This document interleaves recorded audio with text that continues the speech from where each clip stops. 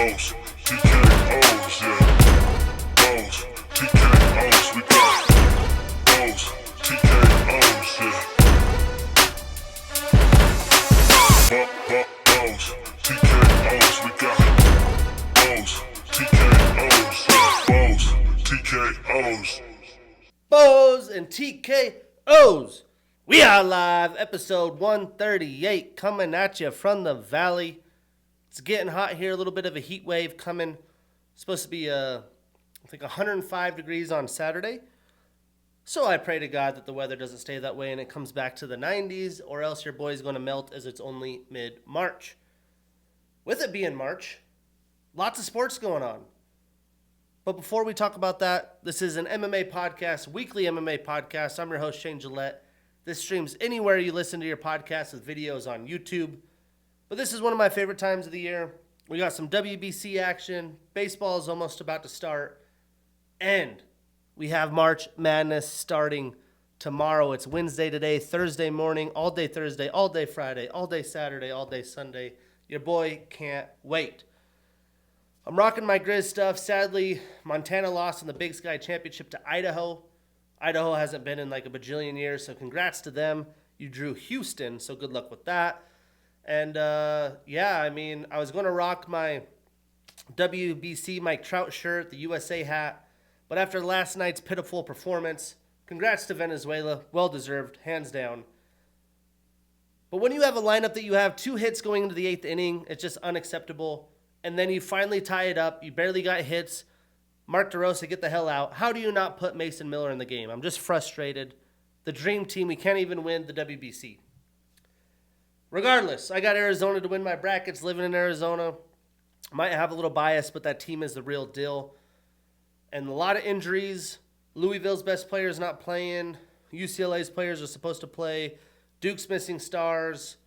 North Carolina missing stars. I think it's going to be a year where all the high seeds just handle business, sadly, but you never know. That's the beauty of it. Regardless, we got a slew of fights to announce. Dana White had an appearance basically announcing rest of the fights till the end of May. We will talk a little bit about what happened last week. There was UFC BJJ. We did not preview it. Reason being, I've tried to get into UFC BJJ. Not quite my thing, and I've even, done jiu-jitsu for quite a while. And I do tend to stay in touch, see who's winning, but watching it I haven't been a big fan. PFL's back in Madrid on Friday. We will recap the absolute banger of a fight night card. I told y'all, UFC's back, baby. Never left, but y'all act like it fell off a cliff. And then we have UFC Fight Night London early Saturday morning. So starting in April, this is a doozy in the bantamweight division. Charles Jourdain has gone down for a little while. He's taken on formerly top 15th ranked Kyler Phillips, who trains here at the MMA Lab April 18th. They also added Thiago Moises and Gage Young. Big fight for Moises. He's got to get some wins under his belt. May 2nd. Let's pull this up real quick. Where are these all at? Because last week I talked about how everyone thinks the MMA world's falling. I said the upcoming schedules look pretty good. And Dana White's filled them out. So April 18th, this is a fight night card in Winnipeg. May 2nd is the fight night in Perth, Australia. Gillian Salkild, man, getting a big opportunity against veteran Beneil Dariush. Very fun flyweight fight. Tim Elliott and Steve Erceg. Cam Rouston coming off a big win, taking on Robert Brizek. Couple vets going at it. Jacob Malkoun, Gerald Mearshart. Then Tai Tuivasa back against Sean Sharaf. That's a must-win affair for him. Then we have UFC 328 in Newark, New Jersey. And this is going on May 9th. We have Bobby Green, King Green, taking on Jeremy Stevens. I wanted to see him with Michael Johnson. I didn't realize Jeremy Stevens was going to come back to the UFC again. I'm absolutely stoked for that fight. That's the kind of fight we need the veterans to be taken on. Wait, is this really happening? There's been so many fights, I'm trying to keep up. Didn't they just fight? I love it, actually.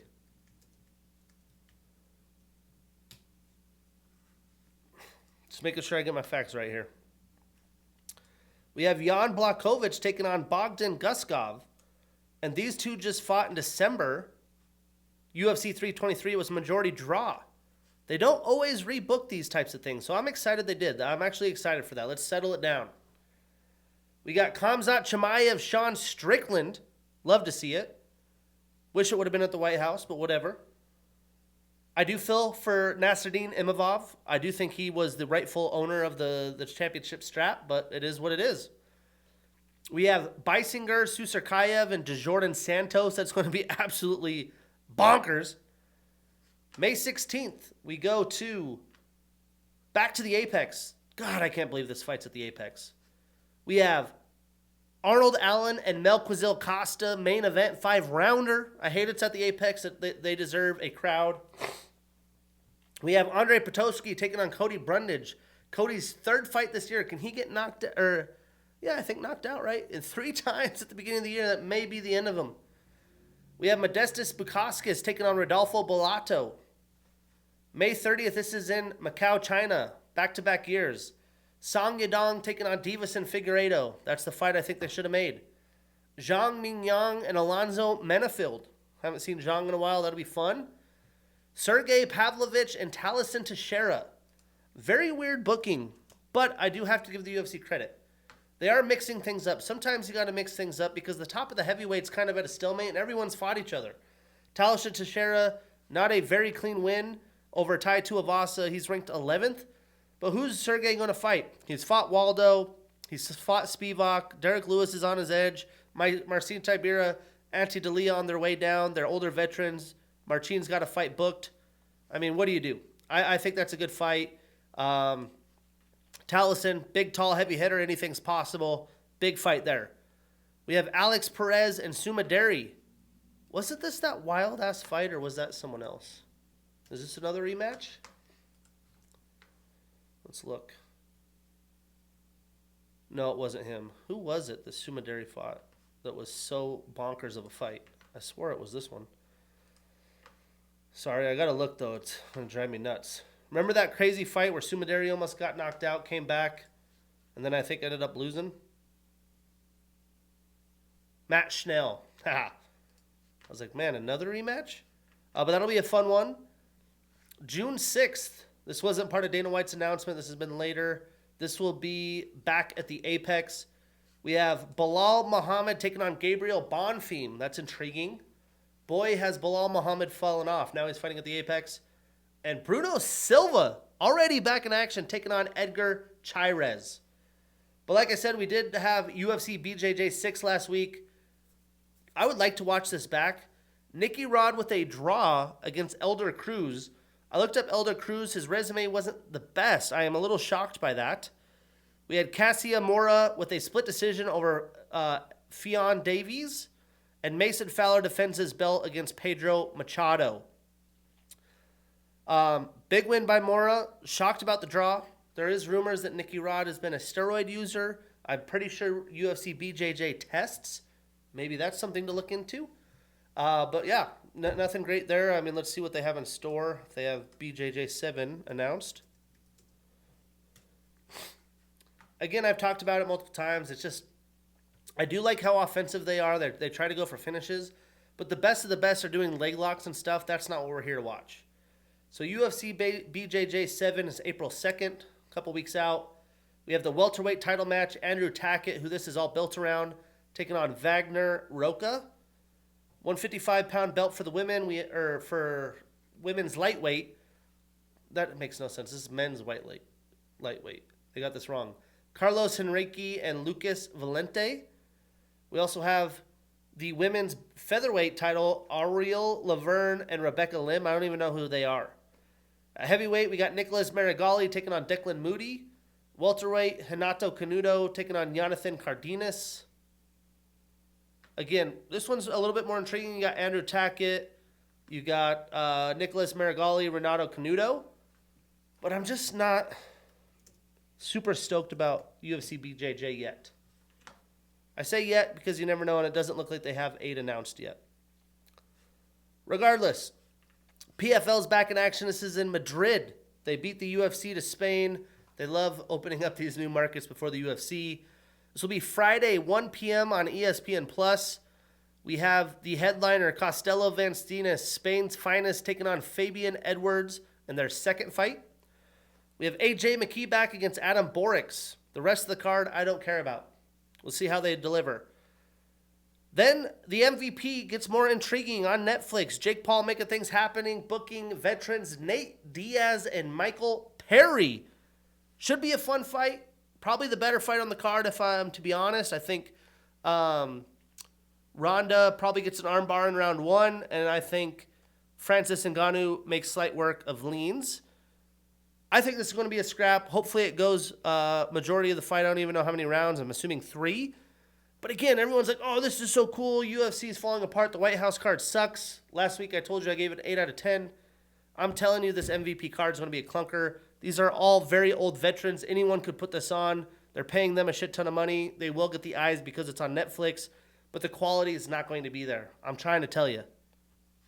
Anyways, let's talk about something that was quality, and it was at the Apex. UFC Vegas 114. Your boy is on a roll. Went 11-3 on my picks. 836 wins, 414 losses, 12 no contests and draws overall. And on the year, your boy's 56-24. We're streaking. I mean, this is a fun card to recap. I mean, again, after all the conversation of the UFC falling off, this card just hits us in the face out of nowhere for most fans. I had a feeling this fight card would be a doozy.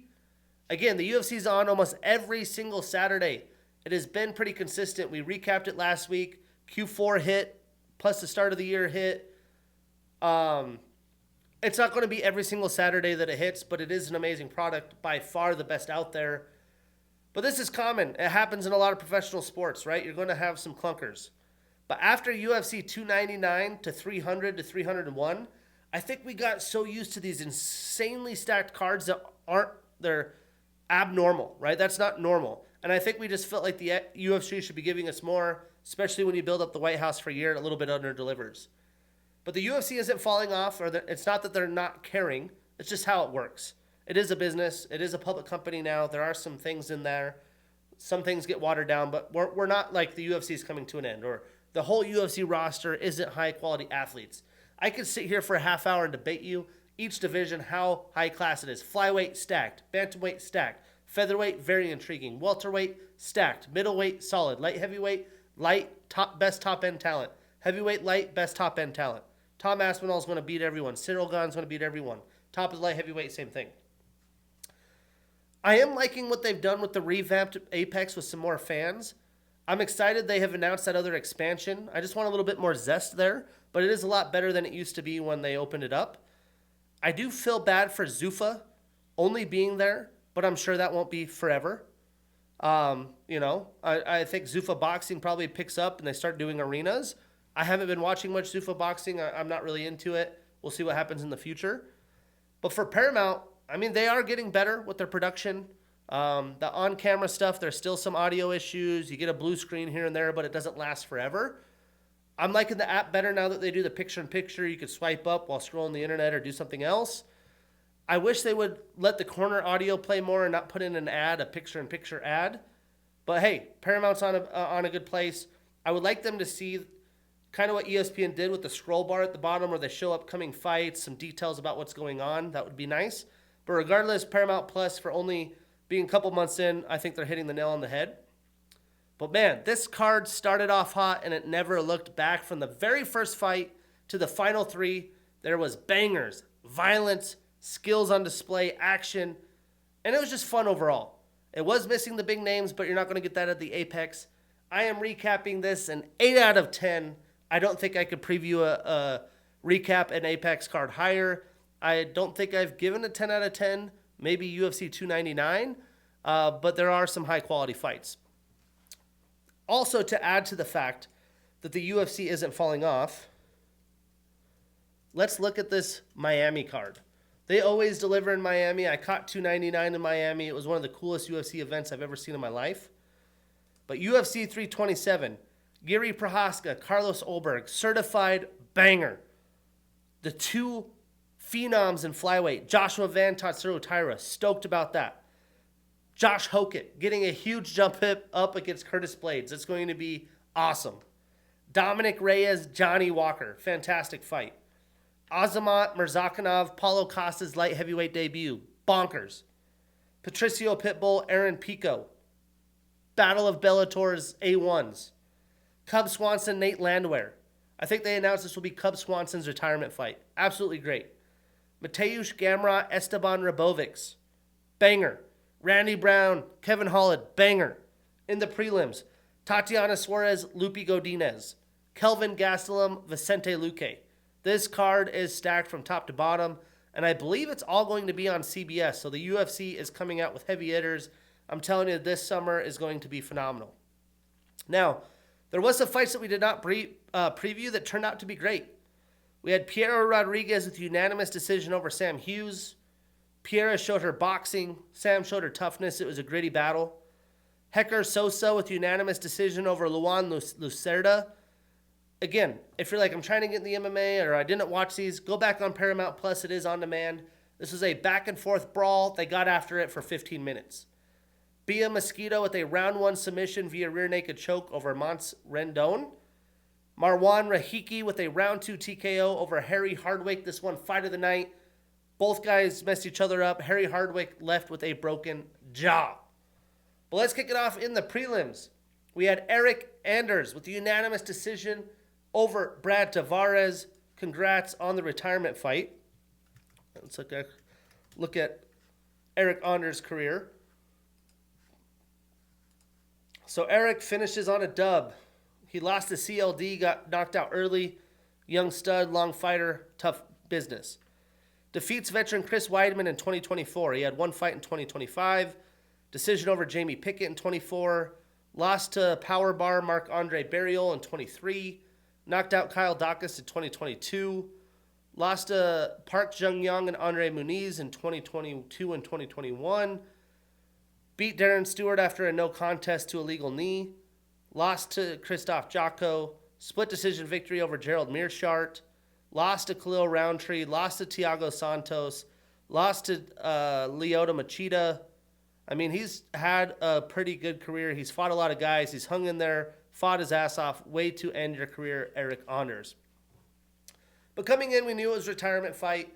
Sad he didn't get it in a sold-out arena. It was at the Apex. I really do think Brad's not too far behind him. But with that being said, I figured he would be very offensive in his final fight, take his chances, and that's exactly what transpired. He mauled Brad for a majority of the 15 minutes. I mean, Eryk just came at Brad and never stopped.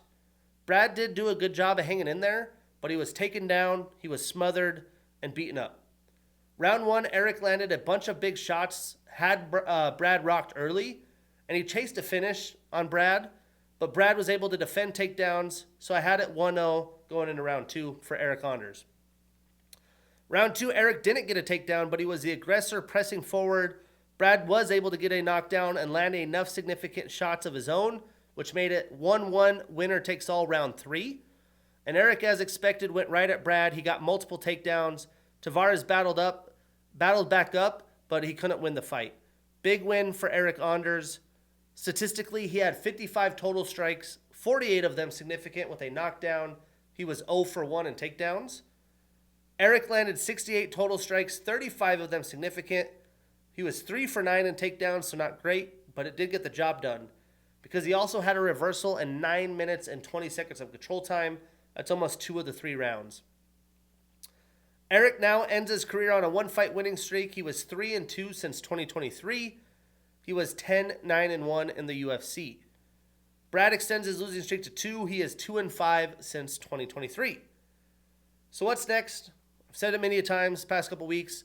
I think Brad has to be on the brink of retirement as well. I think a fight with Dustin Stoltzfus fits the bill. And congrats, Eryk Anders. Way to go out on top. Then we had a fight I got wrong. I took a dog shot here. Picked the wrong dog on the card. I regret it. But we had Manoel Sousa with a round 3 knockout over Bolaji Oki. Performance of the night. Big bonus for Sousa. Now, I've watched Sousa since he fought Wyoming alum Archie Colgan in Bellator. He isn't very technical. He is a heavy-handed striker with okay grappling. I thought Oki would be too fast and explosive and would outlast his cardio, but boy, was I wrong. In typical Sousa fashion, he came out throwing big shots, not the most technical, but they landed. And Oki's defense was just kind of sliding backwards on the straight line. And when you do that, when Manoel kind of tucks his head down and hits straight, he's going to find the mark. So he did land big shots. He knocked Oki down and almost got a finish until Oki was able to grab a leg on a last resort, was able to wrestle and survive the round. Round 2, Oki seemed to have recovered, but Sousa kept plodding forward, and he was landing a nice long jab or a 1-2 down the middle. Oki was able to throw more volume. He landed some nice body shots at knees to the body, which made it 1-1. I was like, all right, my underdog's going to come through. But come to find out in round 3, Sousa was actually more fresh than Oki. He was slowing down, which kind of surprised me. Probably because he got his head cleaned out pretty good in round 1. But round 3, Oki just seemed completely exhausted. He could hardly throw anything with power. Sousa continued to walk Oki down and land big shots. And I was very impressed. I mean, Oki wasn't able to be the more elusive fighter. He only walked backwards. And again, that allowed Sousa to lunge forward. But I was thinking that Oki would be circling better, throwing more combos, kicks, spinning techniques maybe. But Sousa just kept coming forward and had the cardio for 15 minutes. That's something I have not seen out of him. And Oki continues to slow down in the back half of the fights. Not good for a man in his prime. Statistically, Oki landed 108 total strikes, 84 of them significant. He went 1 for 2 in takedowns with 3 minutes and 23 seconds of control time. And Manoel only landed 86 total, 71 of them significant. He was 0 for 3 in takedowns with a submission attempt, 2 knockdowns, and 1 minute and 9 seconds of control time. And that was the difference. He didn't land more volume, but Bolaji didn't land with significant damage. When Sousa landed, it hit, and he had 2 knockdowns. So Oki now extends his losing streak to 2. He is 3-3 since 2023. And Manoel extends his winning streak to 3, a nice 2-0 in the UFC. So what's next? I think booking Manoel with Rong Zhu would be a banger. And for Bolaji, how about Gabe Green?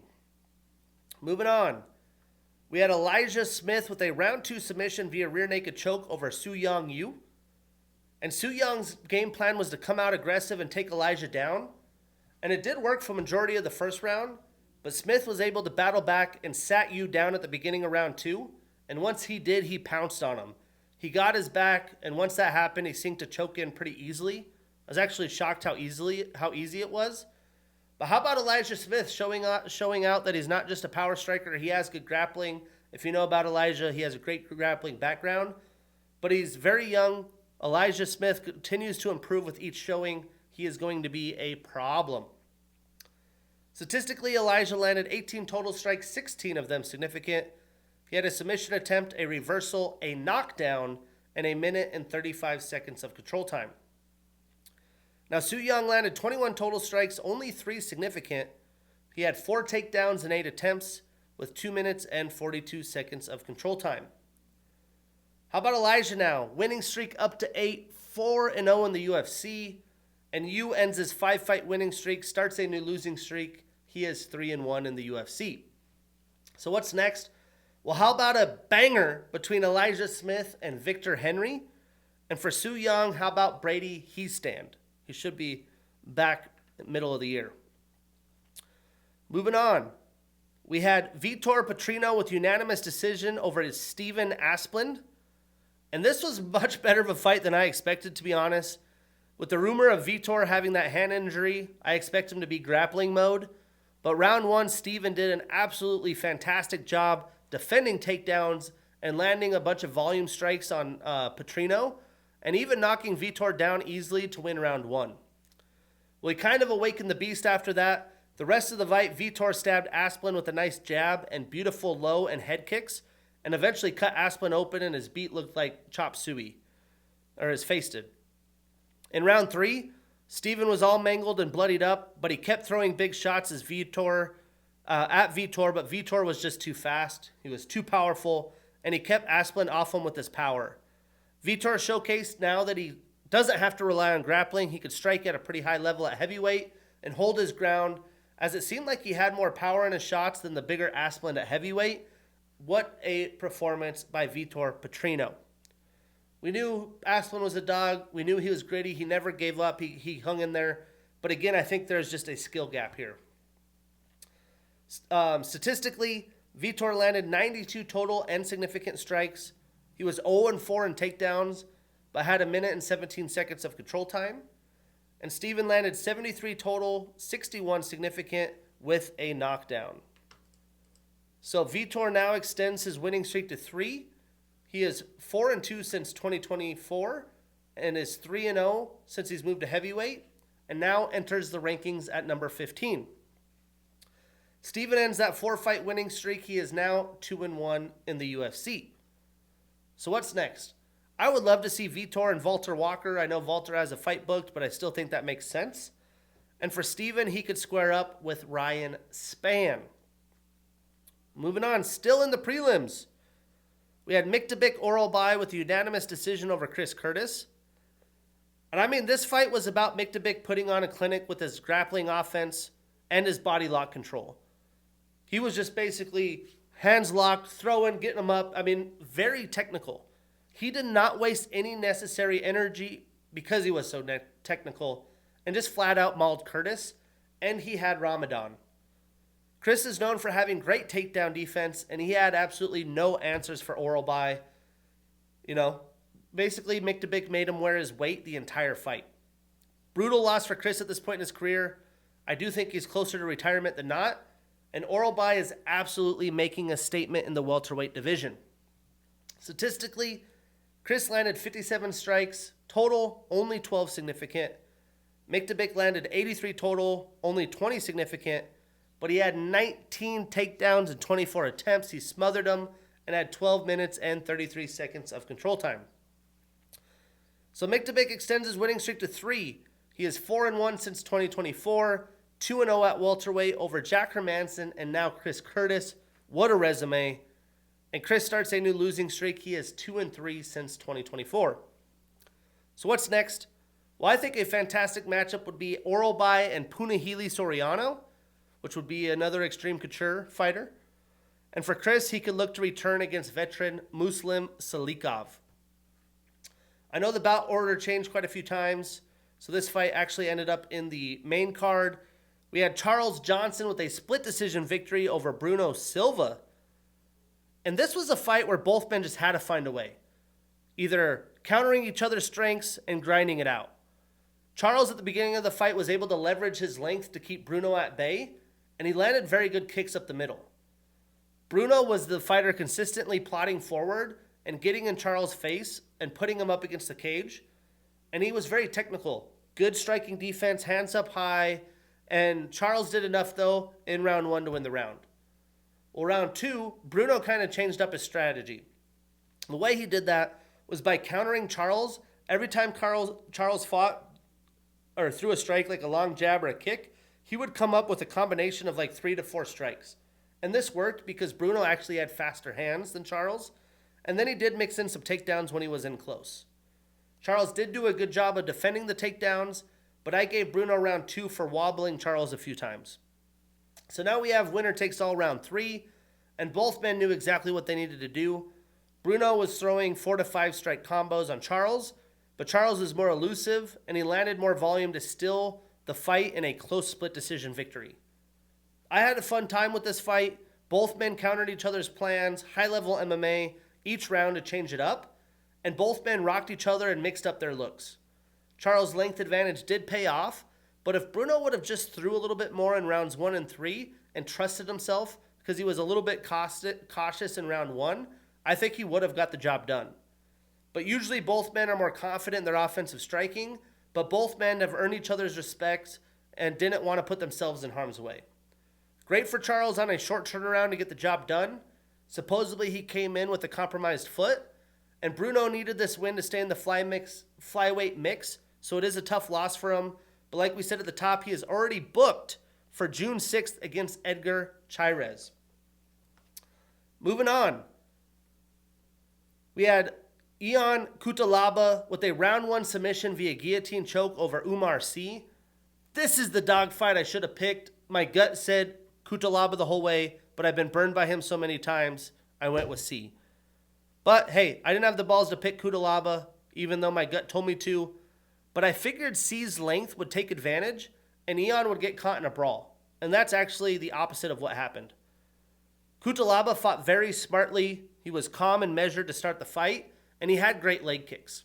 He was able to get Sy attempting to close distance with Ion up against the cage, and he timed a takedown brilliantly and went to work. And once he had Sy down, he basically made slight work of the young inexperienced Oumar.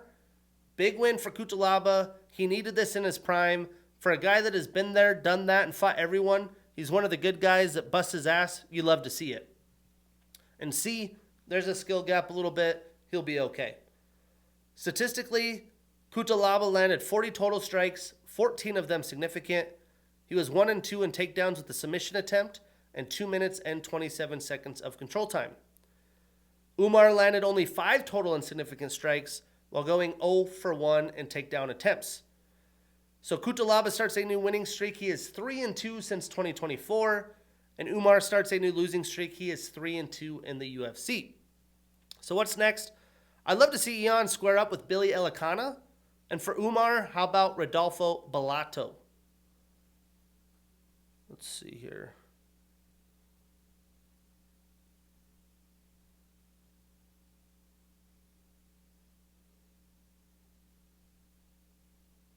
But Bellato just got booked with Bukauskas yesterday. So let's find a new fight for Oumar.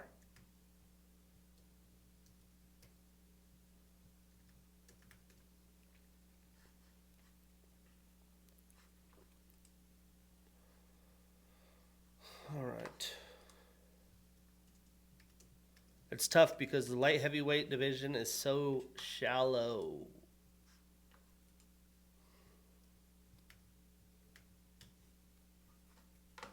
I mean, there's like 25 guys that are solid in light heavyweight, if that.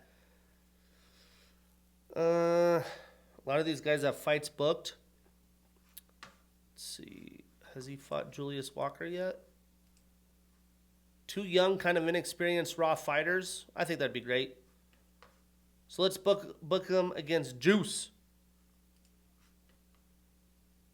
Oumar Sy, and Julius Walker. That's my vote. All right.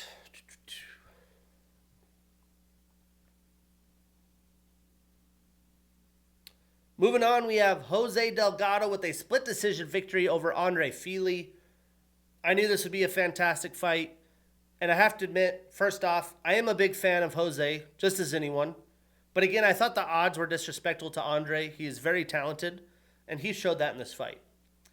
Jose, as expected, was aggressive early, and he brought a very big volume of kicks. That was really the difference in this fight.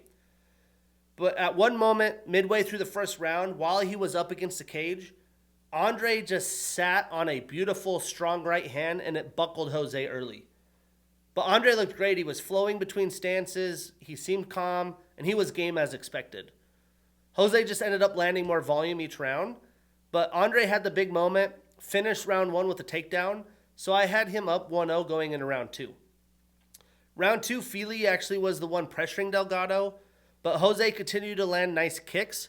But Andre was definitely winning when he got in a little bit closer, winning with the boxing exchanges. But Jose has a little bit of a length advantage. And he had nice straights. He was a lot more technical than Jose.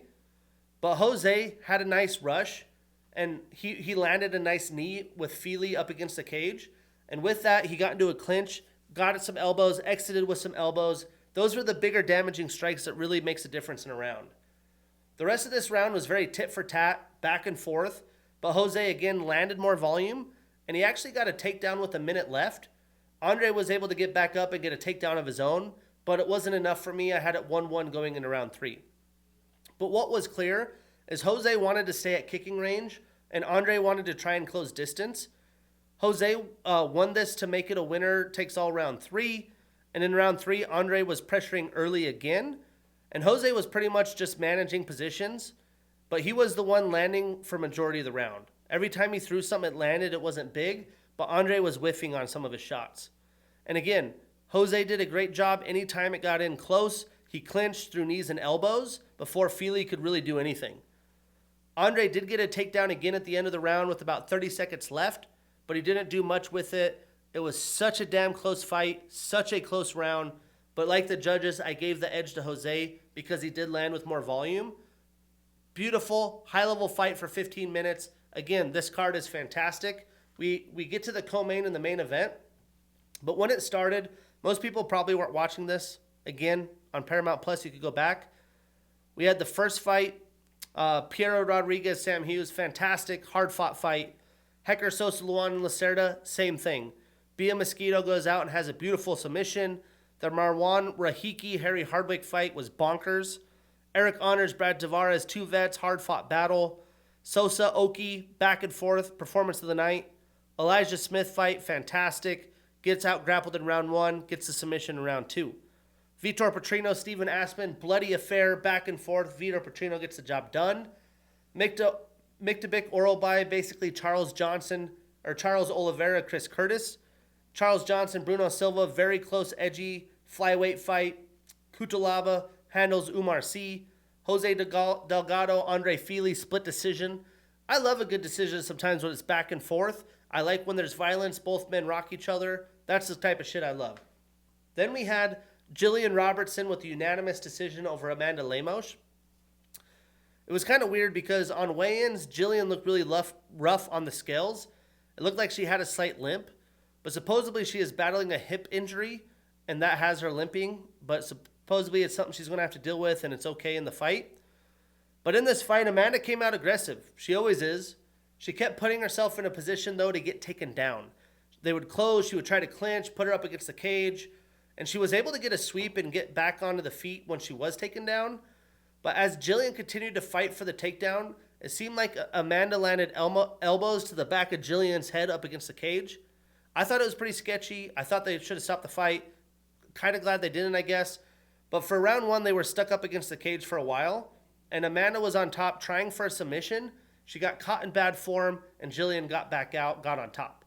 Again, when you're landing big shots early, nice leg kicks, why go to the clinch? Why go up to the cage? Why stay up? Why not just separate, go out, and strike? That's what you need to do. And she didn't. So I just don't understand why Amanda was willing to grapple with Gillian Robertson for the rest of the fight. But it is what it is. Now, Gillian, to Amanda's credit, didn't land much offense in round 1, so I did still have Amanda up 1-0. But then the rest of the fight, Gillian was able to get Lemos down fairly easily. She just kind of bulldozed her and controlled her, landing some ground and pound, but not like devastating blows. At this point, Lemos just got exhausted trying to fight off her back. But again, her decisions in round 1 definitely, I think, cost her the fight. But dominant performance for Gillian Robertson. Massive win for her, now having the opportunity to get in the top of the rankings. And Amanda Lemos, although she's older, still very powerful fighter. Statistically, Amanda landed 51 total strikes, 42 of them significant with a takedown, a submission attempt, a reversal, and 2 minutes and 4 seconds of control time. And Gillian landed 64 total strikes, 12 of them significant.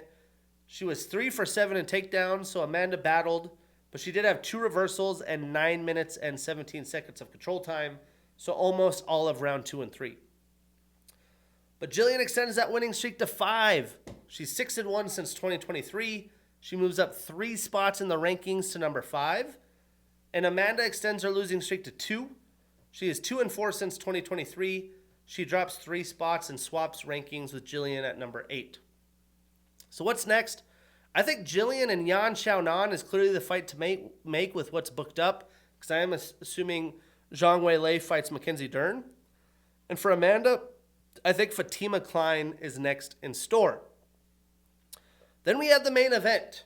One of the more hyped young prospects. Can he handle the veteran? Well, Kevin Vallejos with a round 1 knockout over Josh Emmett. Performance of the night. Finish bonus and 100 G's. I mean, Kevin, being one of the more hyped prospects in the UFC, absolutely showed out here.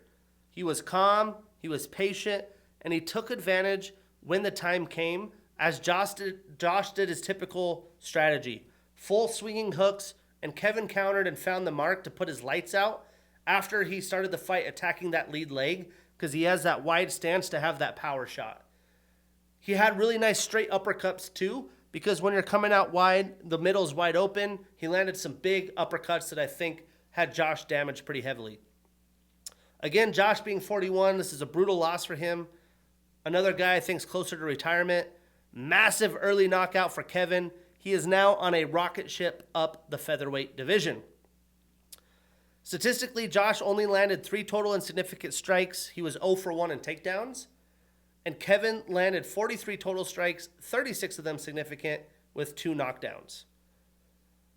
How about Vallejos? Extends his winning streak to 7, 5-0 in the UFC, and he moves up 4 spots in the rankings to number 10. And Josh extends his losing streak to 3. He's only 1-5 since 2023. He drops 4 spots to number 15.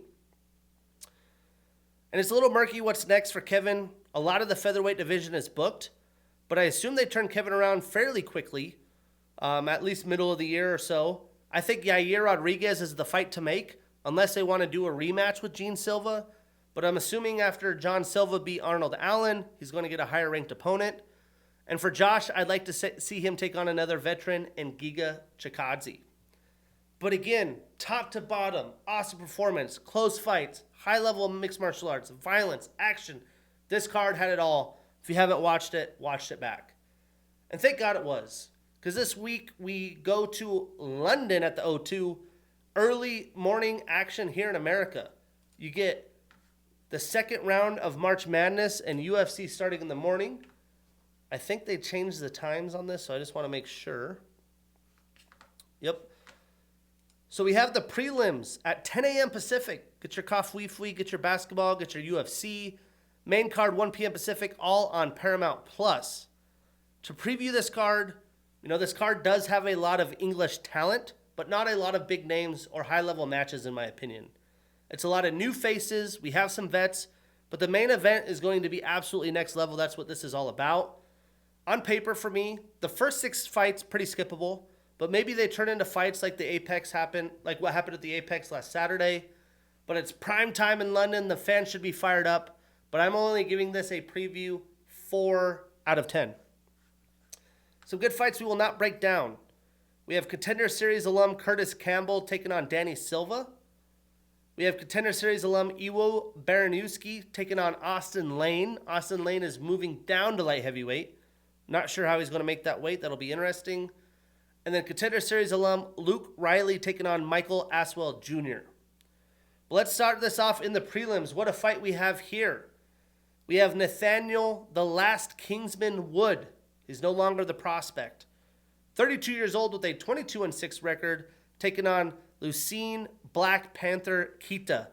28 years old with a 16-1 record. Nathaniel is on the hottest streak of his career, and now he gets to welcome Octagon alum Losene Keita, who is on a 5-fight winning streak. He's won both the featherweight and lightweight divisions in Octagon, and his only pro loss was via leg injury. He's been fighting with Octagon since 2021. And at 28 years old, he comes to the UFC. We will see how good he is. Breaking this one down, Nathaniel trains at a Great Britain top team. He has a black belt in BJJ. He's a Cage Warriors alum and former champ with 2 successful title defenses. He's also a Bellator alum. He's on a 3-fight winning streak, 4-1 since 2023. 8 of his 22 wins are via knockout, 5 via submission, so 13 of his 22 wins via finish. Now, Losene is a 2-time Octagon lightweight champion. He's also a featherweight champion. He's on a 5-fight winning streak, 7-1 since 2023, and 10 of his 16 wins are via knockout. Now, Nathaniel is a very tricky striker. We just talked about how he beat Jose Delgado and Andre Fili. He's really got good striking defense, and I do think he's going to test Losene's IQ and probably give him a high volume of kicks. Nathaniel hasn't got a finish in the UFC since March of 2019, so if Losene could find his timing, anything is possible. He has 5 finish victories since 2023, so we'll see if Nathaniel's savvy fighting IQ, striking defense, and leg kicks can get the job done. For the sake of picking, I am taking Nathaniel Wood. I need to look at this. They have changed the odds on this fight a lot. What's the live action here?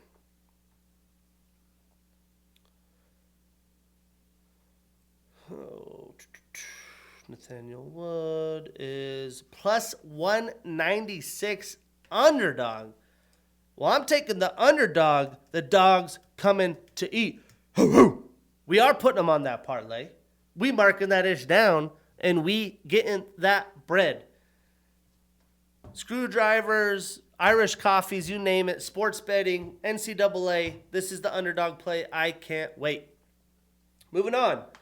We have Mason the Dragon Jones, 30 years old with a 17-2-1 record, taking on Axel Sola, 28 years old with an 11-0-1 record. Let's see what these odds are. I haven't looked lately. I just want to look. See what dogs I got, you know what I'm saying? Anyways, Mason has bounced between Cage Warriors and the UFC the past few years. Obviously looking to stay in the promotion. He's on the heels of a 2-fight winning streak, and he's just now entering his prime at 30. Axel is newer to the UFC, but he impressed in his UFC debut coming from Eryk FC. Both men are finishers, so it should be a fun, high-action, violent fight. Breaking this down, Mason has a black belt in BJJ, judo, and kickboxing. He's a Cage Warriors alum and former lightweight and welterweight champion. He's on a 6-fight winning streak, 2-0 since he's returned to the UFC. 8 of his 17 wins are via knockout. Now, Axel is a Brave and Eryk FC alum. He's undefeated on an 11-fight winning streak. He did have a draw in between, but he is 1-0 in the UFC, and 6 of his 11 wins are via knockout. Now, to be honest, personally, I haven't seen a lot of Axel. He does seem to be well-rounded, and that is going to be important because Mason is very well-rounded. But I expect Mason to initialize the grappling first to mix things up. I also expect him to have the power advantage. Axel may have the speed advantage, but I'm taking the Dragon, Mason Jones. We are putting him on that parlay. We marking that down, and we getting that bread. Moving on into the main card. We are only previewing 3 fights. We got Christian CLD Leroy Duncan, 30 years old with a 13-2 record, taking on Roman the Caucasian Dolidze, 37 years old with a 15-4 record and the number 11 next to his name. Now this is a veteran versus young stud showdown. CLD makes his first appearance at the top 15, and Roman is a very hard-hitting striker who isn't the most technical, kind of Josh Emmett style, but he has amazing BJJ. CLD is a very long-rangey striker, very creative combinations, fantastic kicks. CLD is going to try to pick at Roman from range, and he should have the speed advantage, but Roman definitely has the serious power advantage. Breaking this down, Christian's past 2 fights have been performance of the night. He's showing up. He's showing out. He's a Cage Warriors alum and former champion with 1 successful title defense. He's on a 3-fight winning streak, 4-1 since 2024. 10 of his 13 wins are via knockout, and he has a 3-inch reach advantage. Now, Roman has an orthodox stance. He trains out of Extreme Couture MMA. He's on a 1-fight losing streak and is 3-2 since 2024. 8 of his 15 wins are via knockout. Now, I think Roman is going to get chopped up while standing unless he can overpower CLD, but with his movement and kicking game, I don't expect that to happen. I could see Roman trying to have to take CLD down, but that's a lot easier said than done. If he gets CLD down and control him, it will be a very interesting fight. This is one of the biggest tests of CLD's career, but I think it's a good matchup for him. For that reason, I'm taking CLD. We are putting him on that parlay. We marking that ish down, and we getting that bread. Moving on. Very weird booking here. I still don't understand it. We have Sam Patterson, 29 years old with a 14-2-1 record, taking on Michael Venom Page, 38 years old with a 24-3 record and the number 13 next to his name. I just don't believe Sam's skills should warrant a type of leap up in competition. An MVP is coming off 2 wins, a very impressive one against Jared Cannonier, But to credit Sam, he is coming off 4 consecutive first-round finishes, but he was finished by Yanel Ashmuz in his first fight in 2023. I can't get over that. He hasn't faced very stiff competition since he's come to the UFC from Contender Series, and now he has to try to figure out the puzzle of Karate Stance MVP. Breaking it down, Sam is a Brave and Contender Series alum. He's on a 4-fight winning streak, 5-1 in the UFC. 7 of his 14 wins are via submission, 6 via knockout, so 13 of his 14 wins via finish. You get finishes like that, you get leaped up, that's what it is. But both of his losses are via knockout. Now, Michael has a kickboxing style.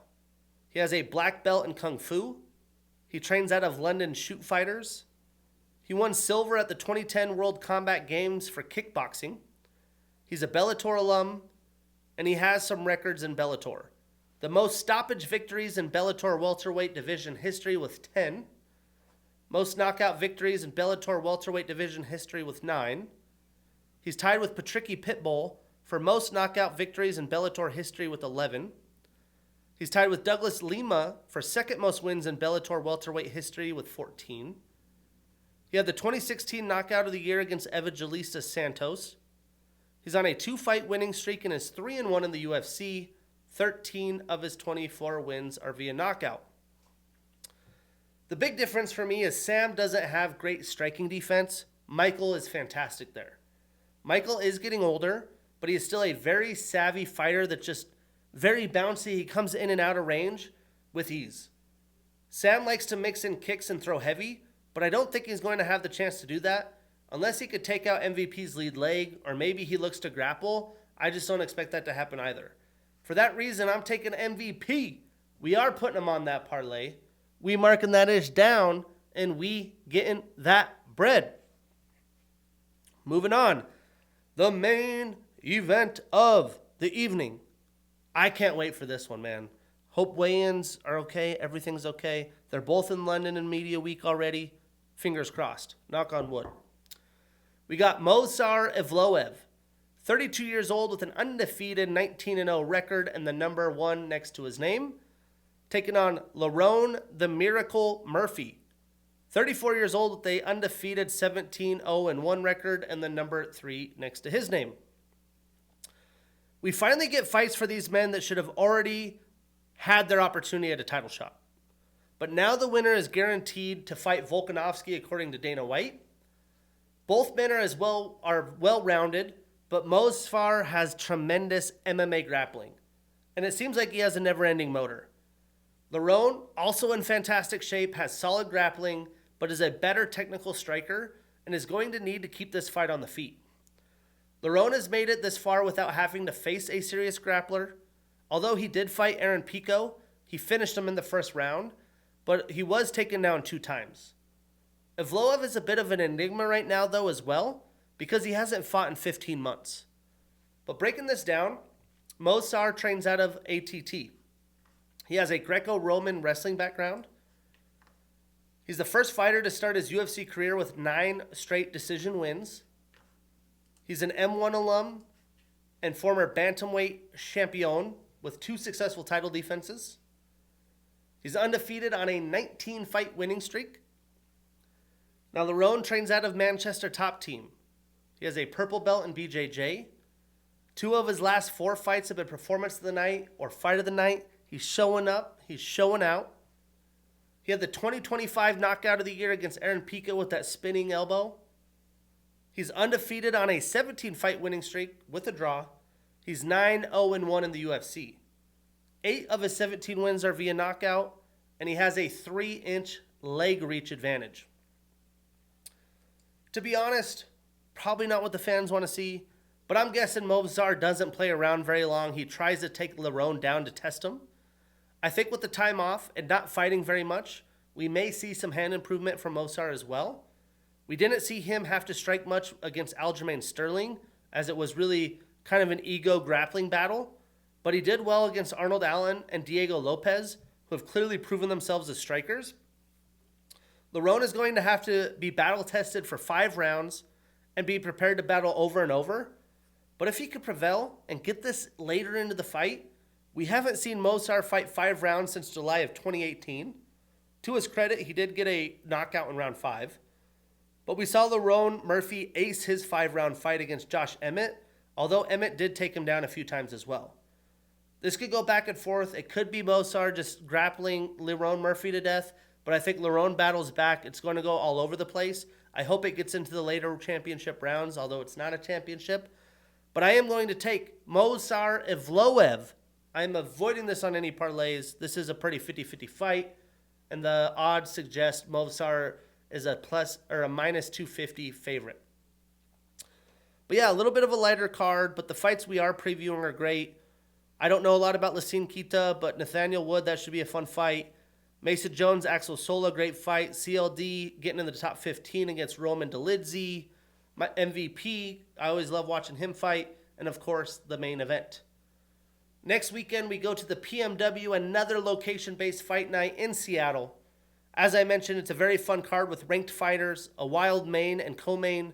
The main event is number 4th ranked Israel Adesanya, 14th ranked Joe Pyfer, and the women's side of things, 3rd ranked Alexa Grasso, and 5th ranked Macy Barber.